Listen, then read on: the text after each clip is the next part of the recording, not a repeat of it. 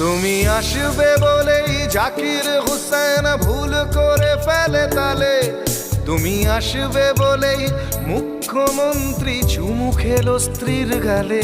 তুমি আসবে বলেই সোনালি স্বপ্ন ভিড় করে আসে চোখে, তুমি আসবে বলেই